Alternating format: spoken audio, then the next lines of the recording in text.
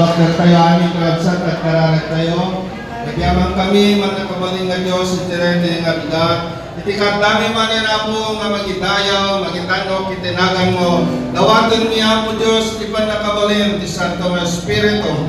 Iso nga magikadwa ka na kami, kapnunik ka na kami apo, iti panakaawag ka na iti amin nga pagkaroon ni nga saon itirente nga bigat.